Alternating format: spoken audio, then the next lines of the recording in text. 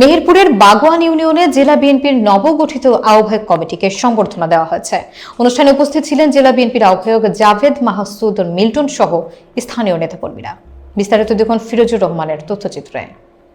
রবিবার 12 জানুয়ারি বিকেল 4টার দিকে মেহেরপুরের মুজিবনগর উপজেলার বাগোয়ান ইউনিয়নে সরকারি প্রাথমিক বিদ্যালয়ে এ সংবর্ধনা অনুষ্ঠান অনুষ্ঠিত হয়। বাগোয়ান ইউনিয়ন বিএনপির সাধারণ সম্পাদক মোহাম্মদ ইসলাম আলীর সভাপতিত্বে অনুষ্ঠানে প্রধান অতিথি ছিলেন জেলা বিএনপির আহ্বায়ক জাভেদ মাসুদ মিল্টন। তিনি বলেন, এই বিএনপি আপনাদের বিএনপি, জনগণের বিএনপি, জাভেদ মাসুদ মিল্টনের বিএনপি নয়।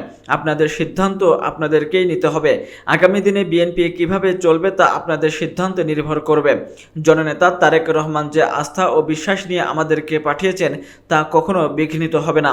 মুজিবনগর উপজেলা যুবদলের সদস্য সচিব আনারুল ইসলামের সঞ্চালনায় অনুষ্ঠানে বিশেষ অতিথি হিসেবে উপস্থিত ছিলেন জেলা বিএনপির সদস্য সচিব অ্যাডভোকেট কামরুল হাসান, যুগ্ম আহ্বায়ক ফয়েজ মোহাম্মদ এবং প্রধান বক্তা হিসেবে উপস্থিত ছিলেন জেলা বিএনপির যুগ্ম আহ্বায়ক আমিরুল ইসলাম।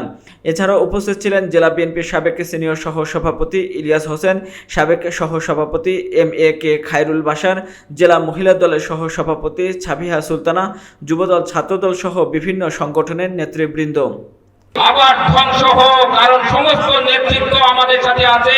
বিএনপিকে নিয়ে ধ্বংস করতে পারবে না ইনশাআল্লাহ। বিএনপিকে তৃণমূল থেকে জেলা পর্যন্ত আপনারা